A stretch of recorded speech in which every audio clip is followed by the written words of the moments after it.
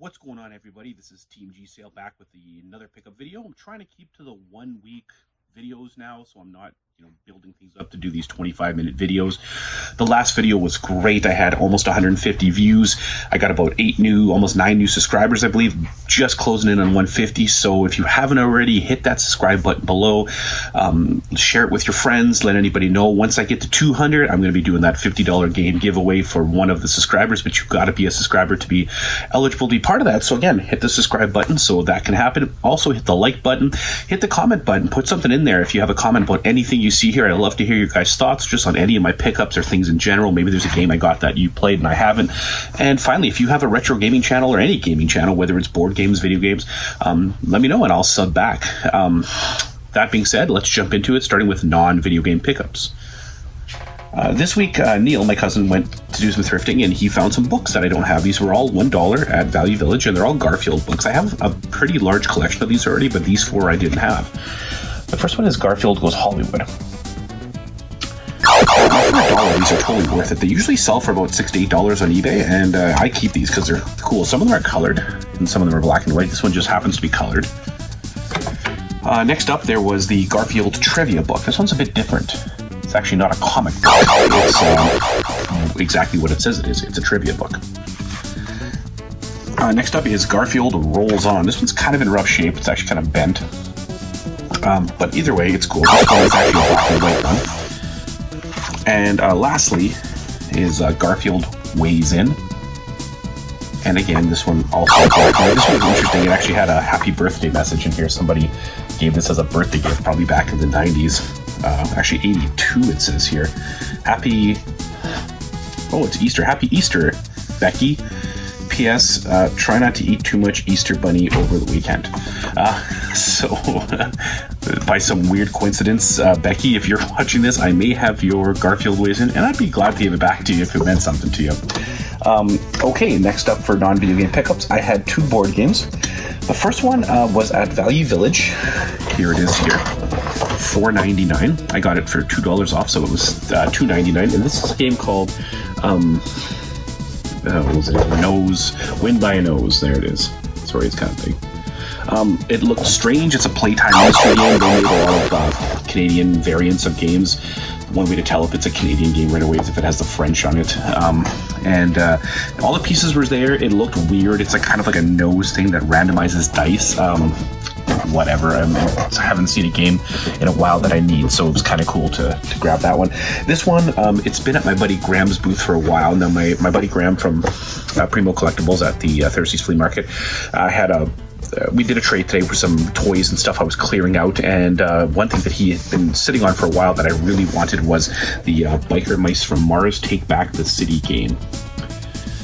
Released in Canada under Canada Games. It's missing the instructions and one playing piece, but otherwise it's complete.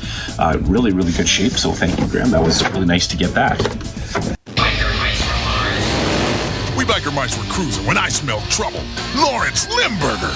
Yo, cheese breath, catch this. Nice face. Yeah! Time to rock and ride. Biker Mice from Mars. Bikes and figures, each sold separately. Mike from Cobra Collectibles was his last day at the flea market today, so his booth is officially shut down and he was just kind of blowing things out. This was one thing I saw a few weeks ago. He had it originally at 20 right there, but it was half price is 10. I got it, he just gave it to me for 5, and this is the Rowan Animator. Now this is a handheld drawing tool. Think of it as like an etch-a-sketch handheld electronic version. I don't know the date here, it's actually not on it. Either way, it's the box is in kind of rough shape, but it's all there, and the internal styrofoam is there, and the unit works, and happy to add to the collection for $5, so that was kind of cool.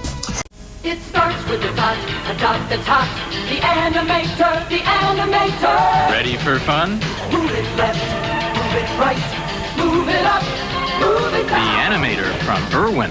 Draw it, save it, draw it, save it. The animator, the animator. It brings drawings to life and life to your drawings. It's going places, so going places. Batteries not included. The animator, new from Irwin. That's it for non-video game pickups this week. It's going to be a very short video overall. Next up is video game pickups, and there were a few more this week. All right, going over to Mike's booth, he had this there, and originally had it at $10, but 50% off, got it for $5, and this is the NES Quickshot joystick.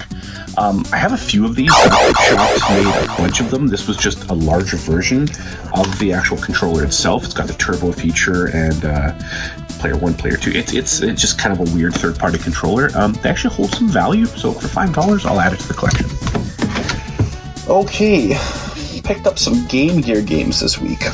My Game Gear collection is growing quite rapidly, and really interested in getting more. The first one I got here, unfortunately the price is not on it anymore. It was $1.99 at Play and Trade, and this is Lemmings. I remember playing Lemmings for the PC and for the NES, I believe. Super fun game, really cool puzzle game. Really like it. If you're a Lemmings fan like me, hit the like button, put a comment on it. Mortal Kombat 2, $4.99 at Play and Trade. The sticker's actually sticking on. I'm going to have to heat it up to get it off. But either way, $5 for Mortal Kombat 2 for the Game Gear. Why not? I'll add it to the collection. These two I got from my friend Rick, Retrobomb Collectibles at Thirsty's Flea Market. He made a post earlier in the week, and I just told him to hold them, and $5 a pop. So the first one was Garfield, and it's $5. I love Garfield stuff, as you know, from the books here and from other stuff, so it was a no-brainer to pick up the game. And this one is weird. It actually doesn't even appear on my app, so I had to add it manually. It's a game called The Autophons. Hope I'm saying that right. Not a franchise I'm quite familiar with, but again, $5, add it to the collection. This one was a Kijiji pickup, or a Facebook Marketplace. Guy had it on there for $5. This is the Doom 3D Steelbook Collector's Edition for the original Xbox. Now I have the Doom 3D and the Doom 3D Resurrection one, but I did not have the special edition one. It is complete in the case. There. And it's in decent shape, so for $5, I'll gladly add that to the original Xbox collection. Doom was one of my favorite games growing up. I first played it on the PC, and then when I went to the console port, which I believe was the Super Nintendo, it was awful, like compared to the PC version. And I played it on a number of different consoles. Yeah, so that's that. I picked up 2 Super Nintendo games this week. These were both from Graham as part of a trade. So the first one was Super Adventure Island for the Super Nintendo. I have to admit, I've never played this one. I've played all 3 Adventure Islands for the NES. Wasn't a game I owned or rented for the Super Nintendo. Not a franchise I'm overly fond of, so if you're have any insight into that game, I'd love to hear it. And the next one, also one I never played, but I did see it a lot, especially at rental stores back in the day, was the Page Master. I'll put some gameplay up here for you to see for some of these. This is not what I'm familiar with. Again, these were both part of a trade, so it wasn't like I had a lot of invested into them overall. In fact, most of the stuff I traded him is so old I forgot what I even paid for it. It's been some collectible stuff I've been sitting on for probably 5 or 6 years, so hard to even say what I paid for them. Probably not a lot. All right, the last 2 items.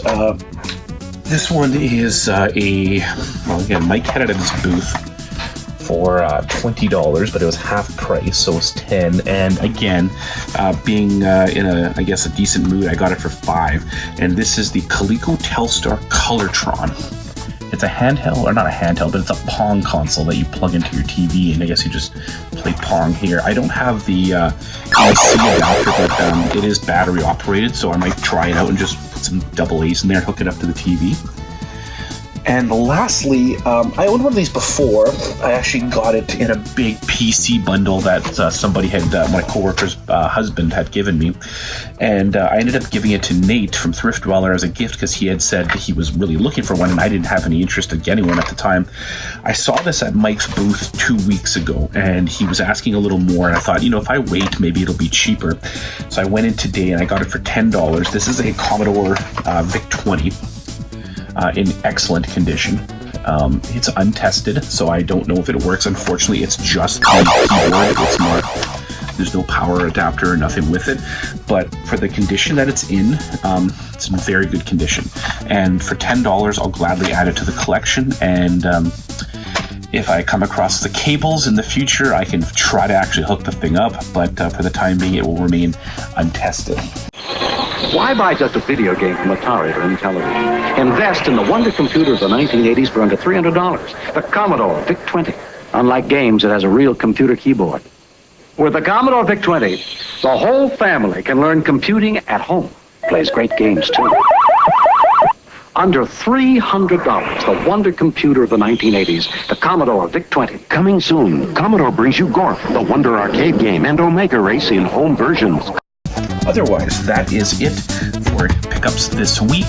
I will put the total value and average eBay prices here at the bottom, as I always do. I was supposed to do that last week and I messed up and did not change it, so the title was just a blank title screen that came across. I apologize for that. Once again, if you are on Instagram, please follow me at Team GSale, and I will follow back. And if you haven't already subscribed, please do. Getting really, really close to the 200 follower mark. Again, I appreciate all the support. The channel's grown a lot in the few months that I've been doing it, so I really appreciate all that support, and I'd love to keep it growing. I really enjoy doing these videos. They're just fun things to do once a week to kind of showcase my collections, and I always enjoy looking at other people's collections. My goal for the next few months is to really, once my GoPro's back working, hopefully this week, I'm going to like really catalog some of my collections and do more, instead of pickup videos, do like collection videos of some of the things I have. So again, thanks for all the support, and we'll talk to you next week. Have a great week. Bye now.